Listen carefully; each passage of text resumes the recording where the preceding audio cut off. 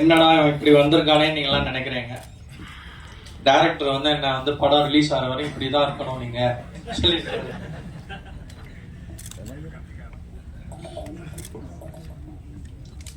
நான் வந்து இந்த ஒரு நிமிஷத்துக்காக தான் நான் இவ்வளோ வருஷமா நான் ஆசைப்பட்டு இருந்தேன். அது எனக்கு இப்போ நடந்திருக்கு, ரொம்ப சந்தோஷமா இருக்கு. நானும் உங்களை மாதிரி ஒரு மீடியா ஃபேமிலியிலேருந்து வந்திருக்கேன். நீங்களும் எனக்கு வந்து சப்போர்ட் பண்ணி என் படத்தை ஒரு நல்ல படமாக மக்கள்கிட்ட கொண்டு சேர்க்கணும்.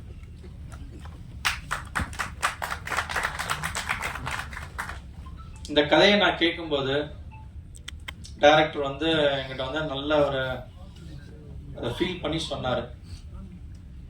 ஸோ அதுலேயே நான் வந்து இந்த படத்தை பண்ணுறேன் சொல்லி நான் ஒத்துக்கிட்டேன். அப்புறம் அந்த நடுவில் இந்த விஜய் மாதிரியும் சொன்னார், அது வேணுமா அப்படின்னு கேட்டேன். இல்லை சார், நம்ம படத்துக்கு வந்து நான் ஏற்கனவே பண்ணினது, நான் இதுக்காண்டி நான் ஸ்பெஷலாலாம் பண்ணலை சொன்னார். சரி ஓகே இருக்கட்டும் அப்படின்னு சொல்லி நாங்களும் தைரியமாக பண்ணி முடிச்சிட்டோம்.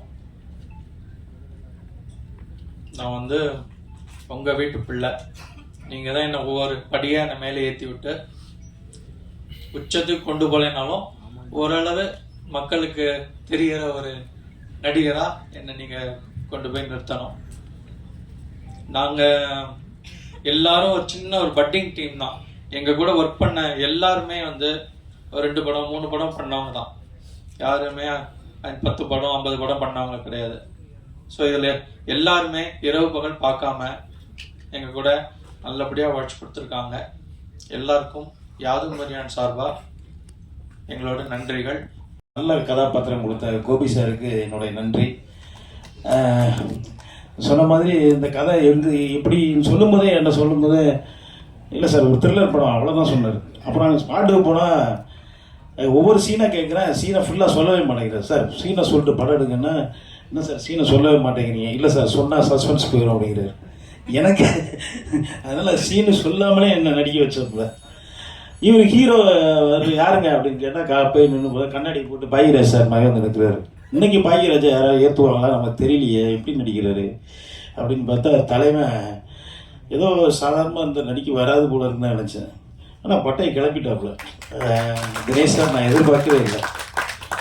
அதுக்கப்புறம் தான் எனக்கு தெரியும் தினமலரில் பத்திரிகை ஓனர் அப்படின்ட்டு. என்னப்பா நமக்கு கிட்ட பயிற்சி கூட இருக்கும், பயந்து இருந்து இருக்கலாம் அப்படின்னு பார்த்தா அவர் என்ன பார்த்து பயப்படுறாரு. ஐயோ என்னடா இது, நான் சார் நீங்கள் எப்படி நல்லா நடிக்கிறேன்னா இப்படி கெஞ்சி கேட்குறாரு. சூப்பரா சார், பரவாயில்லையே சார், நல்லா பண்ணலாம். என்ன இவர் நம்மகிட்ட போய் கெஞ்சிக்கிட்டு இருக்காரு, நம்ம இவர் ஏதாவது நியூஸ் போட வைக்கலாம், யூஸ் பண்ணிக்கலான்னு பார்த்தா இவர் நான் நல்லா நடிக்கிறேன்னா டெய்லி இதே வேலையாக போச்சு, நம்ம பதில் சொல்கிறதே வேலையாக போச்சு. அதுமாதிரி நம்ம ஆனந்த் பாண்டி தம்பி அவனும் இதே தான். அண்ணா பரவாயில்லைண்ணா தம்பி வந்துடுவேண்ணா. வந்துடுவேடா, எங்கடா இது சினிமாக்குள்ளே தானே இருக்குது, வேற எங்கேயா போயிருக்கேன், நான் சாலிகிராமத்தில் சுற்றும்போது கண்டிப்பாக வந்து தான் வேறு வழியே கிடையாது, வந்துடுவேடா அப்படின்னு. அதுமாதிரி அந்த பொண்ணுங்க அவங்க ட்ரெஸ்ஸை பார்க்குறதே வேலை, இவங்க அங்கேயே பார்த்துட்டு இருக்காங்க மைக்கை வச்சுருக்கு. இல்லை நம்ம எல்லாருமே தான் வேற என்ன சொல்லலாம் தப்பு வேணாம் பாருங்க. இந்த பிள்ளைங்க ட்ரெஸ்ஸு கவர்ச்சியாக கொஞ்சம் பண்ணிட்டு வருமா, சரி நம்ம கண்ணு அந்த பக்கம் அப்படியே திருப்பிக்கிட்டு அப்படி வயசுக்கு மரியாதை கொஞ்சம் திருப்பிக்குவோம் அப்படின்னு பார்த்தா டக்குனு அண்ணன் அப்படிங்க அண்ணன் வேறு சொல்லிட்டு இருந்த பாப்பா இப்படி. ஆனால் எல்லாருமே ஒரு நட்பாக ஜாலியாக சந்தோஷமாக ஒர்க் பண்ணணும். அதுமாதிரி இணை தயாரிப்பாளர் தம்பி பேர் என்ன சித்திக், சொல்லாமல் விட்டோன்னா அவ்வளோதான், அடுத்த படத்தில் என்ன வச்சு செஞ்சிருவான். அந்தளவுக்கு ஒரு கவனிப்பு. இது வந்து ட்ரிப்பு போன மாதிரி தான் இருந்தது. அந்த காட்டேஜெலாம் நாங்கள் ட்ரிப்புக்கு தங்கியிருந்த மாதிரி இருந்தது. நான் நிறைய பேசலான்னு பார்த்தேன், டைம் இல்லாமல் போச்சு, என்ன பண்ணுறதுன்னு தெரியல. சார் மன்னிச்சிங்க, படம் ரொம்ப நல்லா வந்திருக்கு, சந்தோஷம். நானும் இந்த படத்தில் ட்ரெய்லர் இதெல்லாம் பார்த்துட்டு என்னடா விஜயாக புகழ்ந்துட்டு இருக்காங்க, நம்மளை எதுவும் சொல்லாமல் இருக்காங்களே, படத்தில் நம்ம நடிச்சிருக்கோம், விஜய் சார் இதான் வந்து நான் அப்படின்னா லாஸ்ட்டில் உள்ள பார்க்கவே இல்லை. லாஸ்ட்டில் இந்த இது வரும்னு தெரியாது. அதுக்கப்புறம் தான் நியூஸாக வருது நாளைய முதல்வர் அப்படின்ட்டு. எனக்கும் கொஞ்சம் ஷாக்காக தான் இருந்தது, எப்படின்னு தெரில, பார்ப்போம். தெரில, அது நம்ம கையில் இல்லை, மக்கள் கையில் இருக்குது, அது அவங்க நேரத்தை பொறுத்து இருக்குது.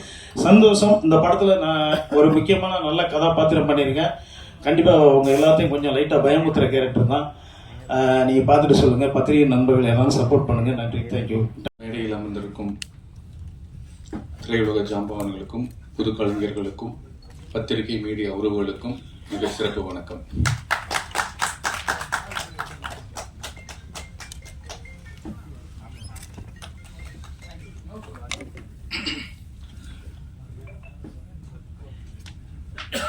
இந்த இசை வெளியீட்டு விழாவுக்கு என்னை அழைத்த என்னோட பிஆர்ஓ சதீஷ், சுந்தர் அண்ணன் அண்ட் என்னோட செல்லக்குட்டின்னு தான் சொல்லுவேன், சுரேஷ் அண்ட் தர்மா, அவங்க தான் என்னை கூப்பிட்டாங்க. எனக்கு இந்த படத்தை பற்றி எதுவுமே தெரியாது. அதுக்கப்புறம் இந்த படத்தோட ஹீரோ வந்து எனக்கு கால் பண்ணார். அவரை எனக்கு வந்து ஒரு வருஷத்துக்கு முன்னாடி ஒரு இந்த மனநிலை பாதிக்கப்பட்டவங்க, உடல்நிலை பாதிக்கப்பட்டவங்களுடைய ஒரு நிகழ்வில் நான் வாலண்டியராக ஒர்க் பண்ணிட்டு இருந்தேன். அவரும் ஒரு வாலண்டியராக வந்திருந்தார். 2 நாள் 3 நாள் அங்கே தங்கி அவங்களுக்கு நாங்கள் வந்து அவங்கள ஹாப்பியாக வச்சுப்போம், அவங்களுடைய திறமைகளை வந்து வெளிக்கொண்டு வரதுக்கு ஒரு காம்படிஷன் மாதிரி வச்சு இதெல்லாம் பண்ணும்போது அங்கே பழக்கமானோம். தினேஷ் இன்னைக்கு ஒரு மிரட்டலான ஒரு ஹீரோவாக பார்க்குறேன், சந்தோஷமாக இருக்குது. அண்ணன் சொன்ன மாதிரி, பேரரசன் சொன்ன மாதிரி அந்த பெட்ரூம் சீன் சூப்பருங்க. இல்லை உண்மையிலேயே அதான் எல்லாருக்குமே அது எல்லாரும் கடந்து வந்திருப்பாங்க, காதல் செய்தவர்கள் கடந்து வந்திருக்கணும் அது இல்லையா? அது மாதிரி அது ரொம்ப நல்லா பண்ணி கல்யாணத்தை பண்ணிட்டு எப்படி தயங்குவாங்க மாஸ்டர்? ஓகே, அதனால ரொம்ப ரொம்ப நல்லா பண்ணியிருந்தீங்க. மியூசிக்கை பத்தி பேசணும்னு மாஸ்டர் பேசிட்டாரு, ஹீரோவை பத்தி பேசணும்னு நினைச்சேன், டைரக்டர் பேரஸ் சார் பேசிட்டாரு, கேமராமேனை பத்தி பேசணும்னு நினைச்சேன், இன்னொருத்தர் பேசிட்டாரு. எல்லாரும் பேசணும்னு நினைச்சது, நான் பேசணும்னு நினைச்சது அவங்க பேசுனதுனால அதை எல்லாத்தையுமே நான் வழிமொழிகிறேன்.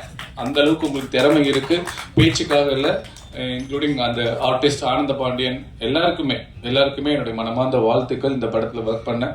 அண்ட் அதை தாண்டி இங்க வந்து ஒரு சந்தோஷமான நிகழ்வு என்னன்னா, ஒவ்வொருத்தரும் வரவங்க எல்லாரையும் பாராட்டுறாங்க. கணேஷ் சாரா இருக்கட்டும், கசாலி சாரா இருக்கட்டும், மாஸ்டரா இருக்கட்டும், சம்பத்தனா இருக்கட்டும், சுபாஷ் அண்ணன், எல்லாருமே. சுபாஷ் அண்ணனை வந்து நான் ஒரு போராட்ட காலத்துல தான் முதல்ல சந்திக்கிறேன். இவர் பத்திரிகை நிருபரா தெரியும். ஒரு போராட்ட காலத்துல நானு அண்ணன் டிராபிக் ராமசாமி என்னென்ன நாங்கள் எல்லாமே சேர்ந்து ஒரு போராட்டத்தில் போலீஸ் எதிர்த்து பயங்கரமாக கோஷம் போட்டுட்டு இருக்கோம். அப்போதான் அண்ணன் ரொம்ப என் மனசுக்குள்ள நெருங்கி வந்தார். ஸோ ஒருத்தருக்கு ஒருத்தர் மாறி மாறி அந்த பாராட்டுக்களை இந்த பத்திரிகை முன்னாடி, கேமரா முன்னாடி சொல்லும்போது உண்மையிலேயே மன நிறைவாக இருக்கும். எனக்கு நிறைய படங்கள் நான் பண்றதில்லை, இந்த ஜெகமே தந்திரத்துக்கு அப்புறம் படங்கள் பண்றதில்லை.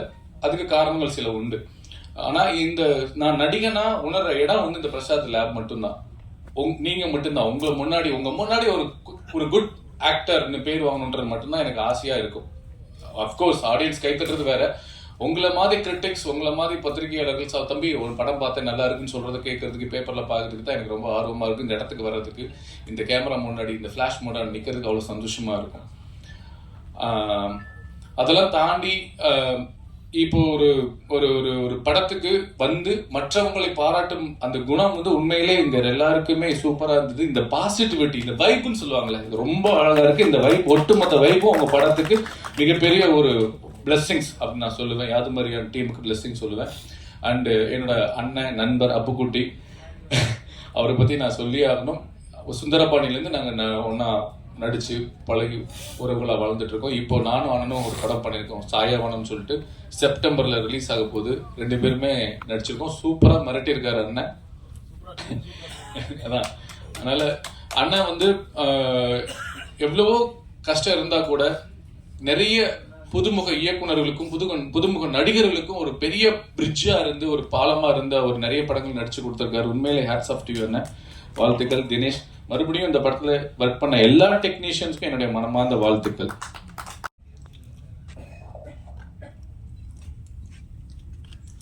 தினமலர் பத்தி நமக்குலாம் தெரியும். அங்கேருந்து ஒரு அம்பி வருவார்னு எதிர்பார்த்தேன், ரெமோ வருவார்னு கூட பார்க்கலாம். அந்நியனே வந்திருக்கிறார். தினமலர் குடும்பத்திலேருந்து ஒருத்தன் வந்து சைவ சாப்பாடு கொடுப்பாங்கன்னு எதிர்பார்த்தோம். ஆனால் இன்னைக்கு வந்து நான் அமாவாசையில் எங்கேயாவது வெளியில் சுற்றிக்கிட்டேன்னா வீட்டிலேருந்து ஃபோன் பண்ணுவாங்க, எங்கள் அம்மாவோ இல்லை மனைவியோ, அப்பாவுக்காக இன்னைக்கு ஒரு நாள் சைவம் சாப்பிடுங்க அப்படின்னு. அவங்க சொல்லும்போது மணி ஒரு 2:30-3 இருக்கும். சென்னையில் அது மாதிரி எங்கேயாவது சுற்றிக்கிட்டு இருந்தோம்னா உங்களுக்கே தெரியும், சத்தியமாக சைவ சாப்பாடு கிடைக்காது அந்த டயத்துக்கு. சைவம் வந்து இன்னைக்கு ரொம்ப ரேர் ஆயிடுச்சு, அசைவம் தான் வந்து ட்ரெண்ட் ஆயிடுச்சு. ஸோ அதனால அந்த தினமலர் குடும்பத்திலேருந்து அசைவமாக ஒரு படம் கொடுப்போம், கமர்ஷியலாக ஒரு ஹிட்டு கொடுப்போம் அப்படின்ற மாதிரி ஒரு திட்டமிட்டு ஒரு படம் நடிச்சிருக்காரு தினேஷ் சார். இன்னைக்கு உள்ள சூழ்நிலைக்கு புத்திசாலி பிள்ளை எப்படி பொழைச்சிக்கணுமோ அந்த மாதிரி ஒரு படம் கொடுத்துருக்காரு. அதுக்கு வாழ்த்துக்கள் தினேஷ் சார். சோகமாக பார்க்குறாரு, நான் சொன்னதில் சந்தோஷமா வருத்தமாக தெரியல. நிச்சயமா வந்து நிச்சயமா அந்த படம் வெற்றி அடையும் போது நிச்சயமா ஒரு உச்சக்கட்ட மகிழ்ச்சியை வந்து அனுபவிப்பாரு. ரொம்ப அப்பாவியா பார்த்த ஒரு பிள்ளை இப்படி ஒரு டெரரா பண்ணியிருக்காரு அப்படிங்கும்போது எங்களுக்கே ரொம்ப ஆச்சரியமா இருந்தது. அவரு அப்பப்ப அந்த விஷயங்கள்லாம் அனுப்பும்போது நான் பெருசா ஒன்றும் கமெண்ட் சொல்ல மாட்டேன். நிச்சயமா அந்த நிகழ்ச்சியில பேசுவோம் அப்படின்றதுனால தான் நான் எதுவுமே சொல்லாம இருந்தேன். நம்ம நேரில் சில மனிதர்களை பார்ப்போம், ஆனால் திரையில் அந்த மனிதர்களை பார்க்கும்போது அவங்க வேற மாதிரி பிரம்மாண்டமான விஸ்வரூப தரிசனம் இருக்கும். விஜய் சாரை பற்றிலாம் எல்லாரும் சொன்னாங்க. அவரோட 4 படங்கள் நடிக்கும்போது நேரில் பார்க்கும்போது இந்த அப்பாவி பிள்ளையா இப்படி திரையில் வந்து இப்படி விளையாடுது, பூந்து விளையாடுது, வீடு கட்டி விளையாடுது அப்படின்ற மாதிரி இருக்கும். விஜய் சாரோட நெருங்கி படம் அவங்க எல்லாருக்குமே தெரியும். ரொம்ப சாஃப்டாக பேசுவார், ரொம்ப யதார்த்தமாக ரொம்ப இதாக பேசுவார். வணக்கம்னு சொன்னால் கூட அந்த எல்லா எழுத்தையும் சேர்த்து வச்சு மாட்டார், அப்படி மென்மையாக தான் பேசுவார். ஆனால் அவர் டைலாக் பேசும்போது ஆகட்டும், அவரோட ஆக்ஷன் சீக்வன்ஸ் ஆகட்டும், அது ஒரு மாதிரி வேறு லெவலில் இருந்து இன்றைக்கி வந்து ஒரு பெரிய உச்சத்தில் இருக்கக்கூடிய ஒரு சூழ்நிலையாக இருக்கார். அந்த வரிசையில் சினிமாவில் வந்து ரொம்ப நம்ம நேரில் சாஃப்டாக பார்க்கக்கூடிய எல்லாருமே வந்து திரையில் வந்து அவங்களோட பர்ஃபார்மன்ஸை வந்து நமக்கு ஒரு விஸ்வரூப தரிசனம் கொடுத்துருக்காங்க. அந்த வரிசையில் தினேஷும் வந்து வரணும் அப்படின்னு என்னுடைய வாழ்த்துக்களை தெரிவிச்சுக்கிறேன். ரொம்ப சந்தோஷமா இருக்கு இந்த மாதிரி யாது மரியான் படத்தை உங்க டீமை பார்க்கும்போது. நான் கூட பிரதர் உங்களை ரொம்ப சின்ன பையன் தான் நினைச்சிட்டு இருந்தேன், ஆனா ஒரு போஸ்டர்ல படத்தையே வேற லெவல்ல கொண்டு போயிட்டீங்களா? ஓப்பனா சொல்றேன், இந்த படம் வேற லெவல்ல வருங்க. அதுவும் ஆனந்தன் ஒரு பையன் வேற பண்ணிருக்காப்ல, அவரும் சூப்பரா பண்ணிருக்காரு. அண்ணா சொல்ற மாதிரி இங்க பாருங்க, எல்லாருமே சப்போர்ட் பண்ணுங்க. ரொம்ப சந்தோஷமா இருக்கு பாருங்க. ஓகே, அண்ணா விஷ் பண்ணியிருந்தா நிறைய எனக்கு விஷ் பண்ணியிருக்காங்க. என் பொண்ணு